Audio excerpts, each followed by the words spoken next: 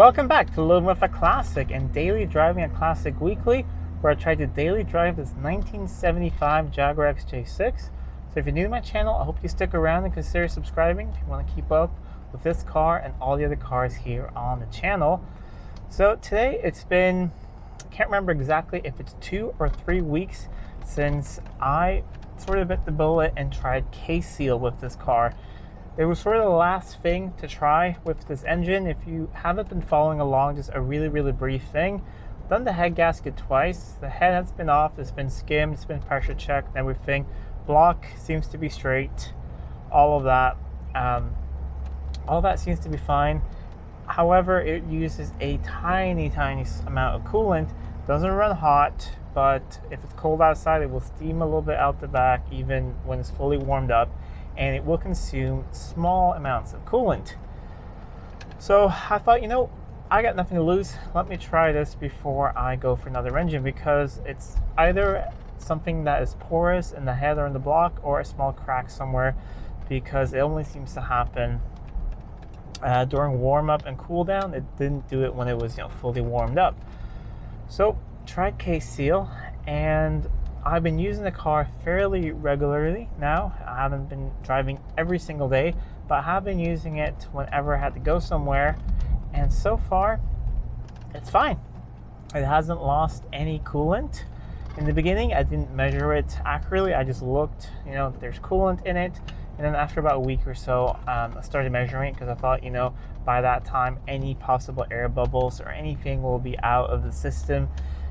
Just in order to make it a fair test. So all I've done is used a thin, can't think of a word right now, just a thin ruler, a wooden ruler down in the expansion tank when the car has cooled down at least overnight, and then check what the level is. And so far it's been the same, plus or minus 1 millimeter, which I think that's plus or minus 0.5 of a centimeter or 5 millimeters would be fine with me as well.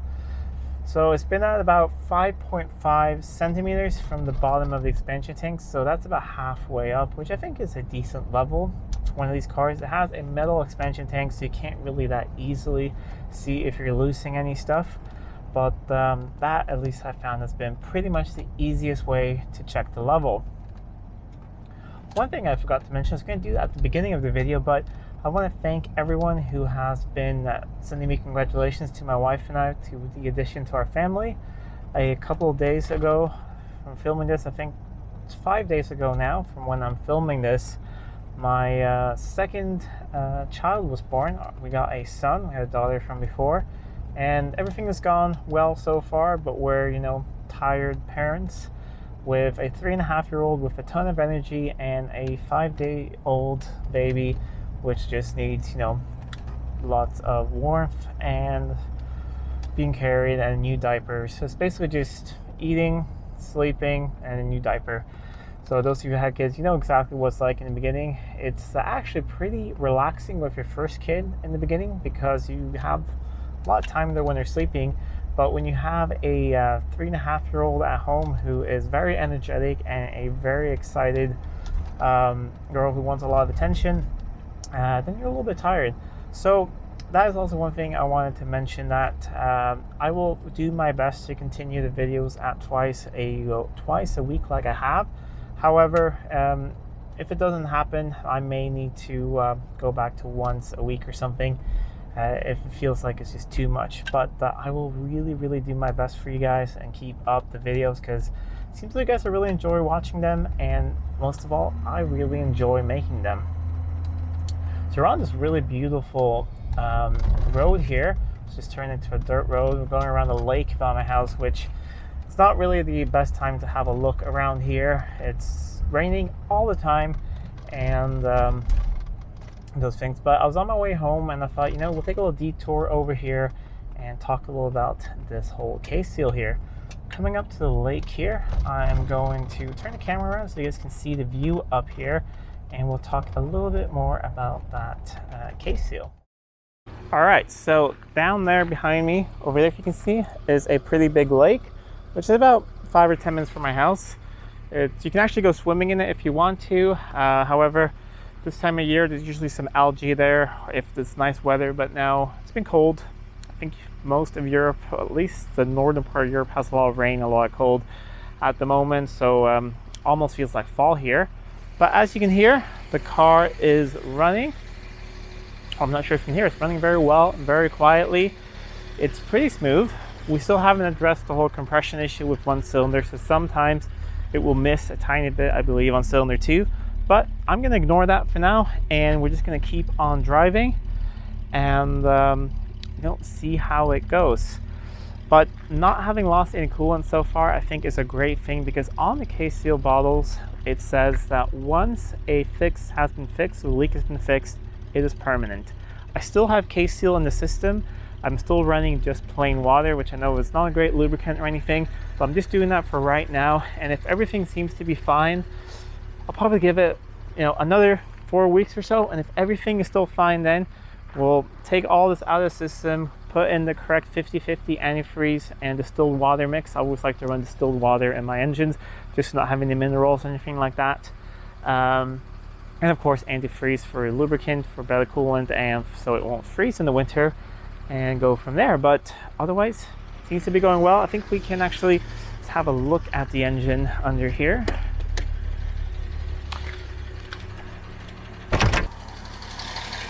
So as you can see, everything is running well.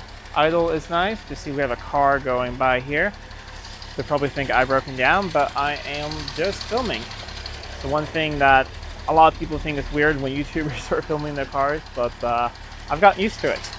It's running well, as you can see. Has a tiny little shimmy, but I think that is a couple of reasons. One of them is, of course, we have one low cylinder, and also the plugs have been pretty damaged by all of the stuff I've done to it. So I'm going to drive it a little bit longer, and if it doesn't smooth out completely, I'll put new plugs in it, and we'll sort of go from there. But see, it does rev up nicely and go down, and actually when it's in gear, it is pretty smooth. So very happy with it so far, and no leaks, no overly pressurized coolant system. I mean, it is fully warmed up now and a little bit above operating temperature because we're just standing here idling. But very happy with that. I will maybe want to change a couple things in the coolant system.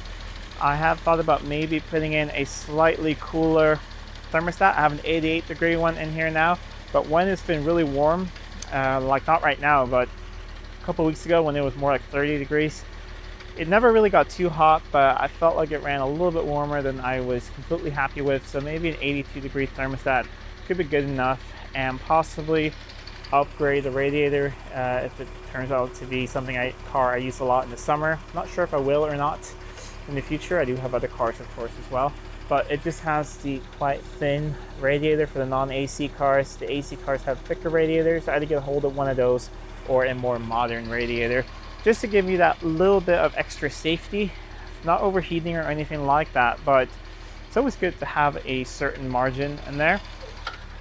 And I've gotten a hold of some new chrome for the wheels, so the chrome sides there. So I'm polishing those up right now, and I will put some wax on them and put those on really shortly.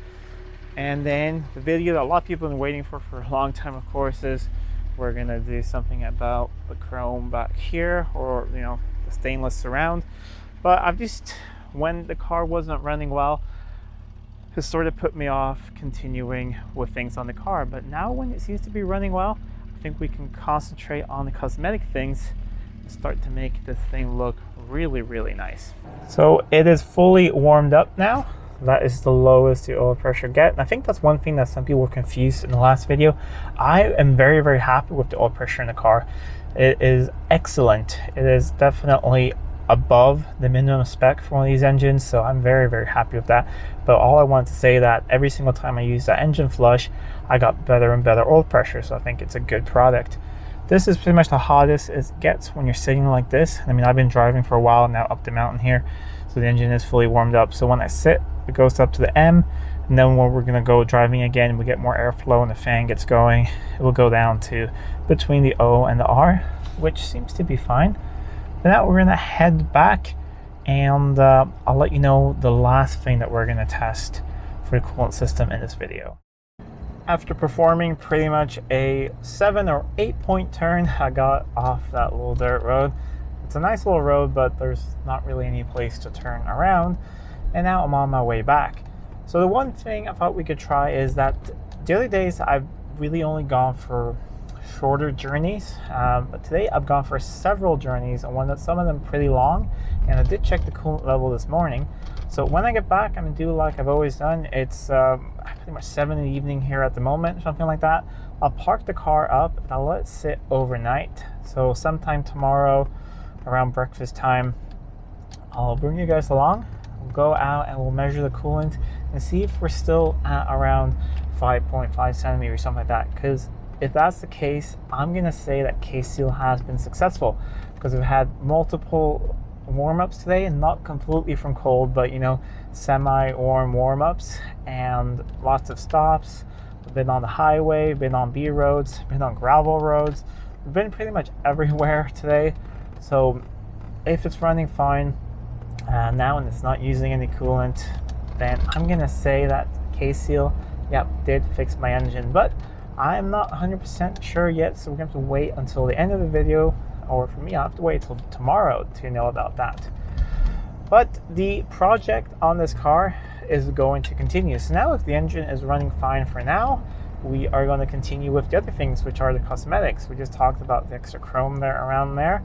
We're going to have to do something about the door cards, which are not looking the best.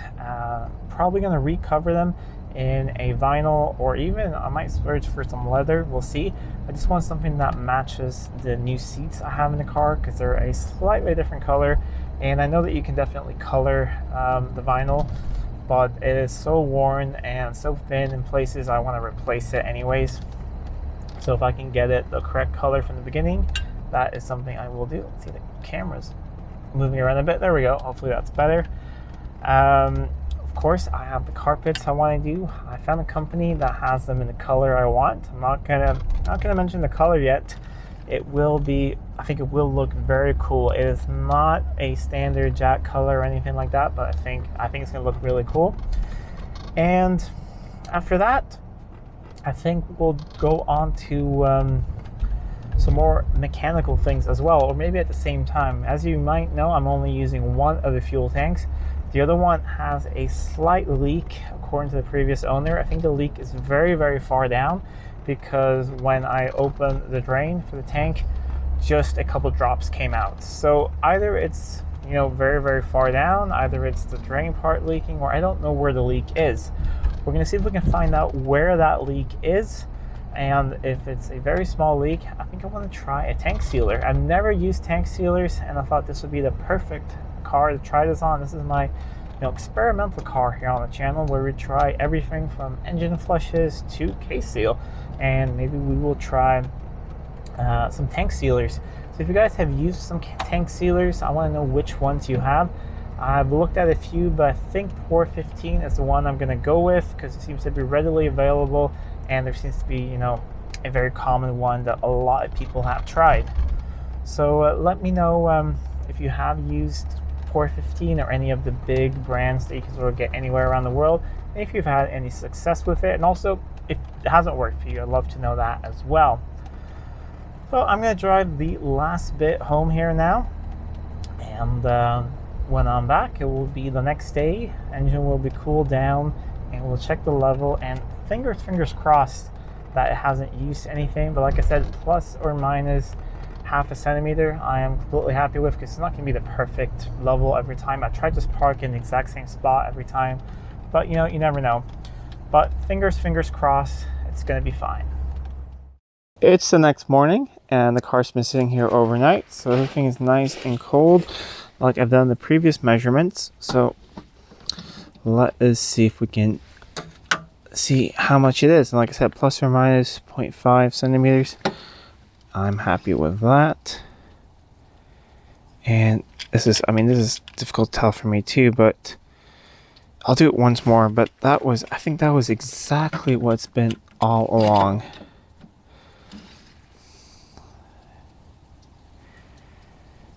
All right, I'm gonna try and dry it off.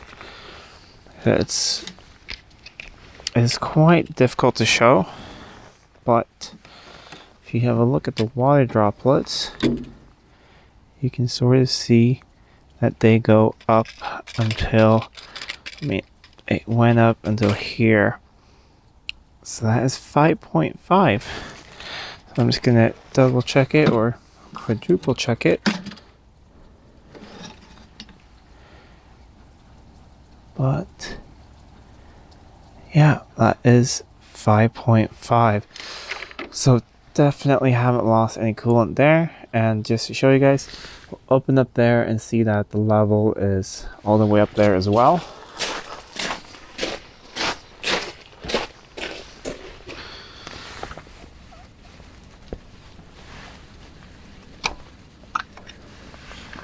And it is all the way up there as well.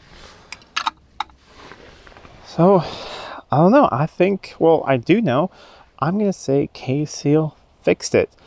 I don't think it was a blown gasket in this case. I think it was a tiny crack somewhere, but I'd say it has actually fixed it.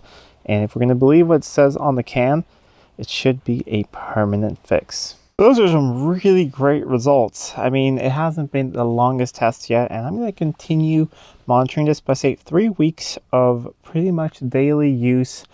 I'm not really sure how long I've driven.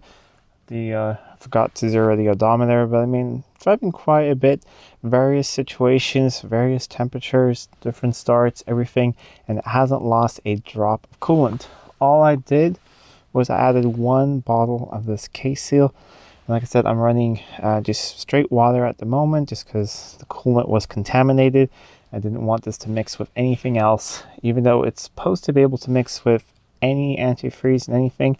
I just want to be completely sure, so that's what I've done for now. But I'm definitely going to pour this out in a week or two and add coolant and distilled water, so I have everything that's correct, and it will, fix everything. Lots of people have worried, what is this going to block things up? I don't think it is. The heater still works really, really well. Actually, the heater wasn't working that well before when I had a leak in the system because I got exhaust gases, which, put air pockets in, and that made the heater not work. So the heater works really well now. The car runs at the same temperature before. The thing I talked about earlier where it goes a little bit up in temperature when sitting down, that's completely normal for an old car like this. It doesn't have electric fans, doesn't have anything. They were like that when they were new. This one has always been like that with me. But I just thought about maybe putting in a bigger coolant system just because I want to stay safe, and that maybe sometime in the future this car could maybe get AC or something, and that will put a strain on the coolant system. Or maybe I want to go on a long road trip somewhere up in the mountains or something and just want a better coolant system. But there's nothing wrong with the one I have at the moment. The car stays temperature, doesn't overheat, and it goes up a little bit when you stop, but that's completely normal, and then the gauge goes down. It does the same on any modern car. It's just that on modern cars the gauges are meant to just stay in the middle over a wide range, so maybe between 90 to 110 degrees or something, it stays in the middle. Here it's a real gauge that actually moves back and forth. So I say I can definitely recommend this product. I mean, I'm not going to call it a substitute for a head gasket to replace it. Maybe it is, but in this case where I would just have thrown away this head and block because there is some internal crack somewhere that I cannot get to. I mean, it's had 2 new gaskets, it's been skimmed, it's been pressure tested, but they haven't been able to find what the issue is. So most likely it is a crack somewhere that maybe only appears when it's warm, or it's something in the block. But this has definitely fixed it. I think we will have a look inside the coolant system in the future sometime when I change out the thermostat, and we'll see if it's gunked anything up. I don't think it has. I mean, I've seen other videos where people have taken things apart with this, and it doesn't look that bad. Maybe on some modern engines with really small coolant passages, that could be an issue, but on an engine like this with big coolant passages, and also I cleaned out all the coolant passages when I had this engine apart, so there's no sludge or anything in this. So I think this was a good time to apply something like this. And the other thing that also made me want to try this, that actually in the instruction manuals for these cars when they were new, the V12s, it says that every 2 years when you flush out the coolant, they want you to add bar stop leak. And that is a big contributor to the overheating of these cars, with bar stop leak. I know it does plug up the radiator after, you know, if you've done that for 10 years or something, it's going to plug up the radiator if you do that every 2 years. However, maybe there was, I don't know, maybe there was some sort of sense to that. Maybe Jaguar knew that they had some issues. You gotta think this series, I have a Series 3 engine here, so like a mid-80s engine. And the XK engine is a brilliant engine, but it's sort of one of those things where they forgot to stop making it. So I'm not sure how much of a wives' tale this is or how true it is, but I've heard that, you know, by the end of production, you know, some of the molds and stuff for making the blocking thing was starting to get a little worn out, and they had some issues with tolerances. I'm not sure if that's true or not, but I mean, they did do a lot of things to this engine. Now it is a 4.2 liter. It is very, very close between the cylinder liners, and then there's extra coolant passage in between. So I mean, there is a very, very small amount of seals around with the head everywhere.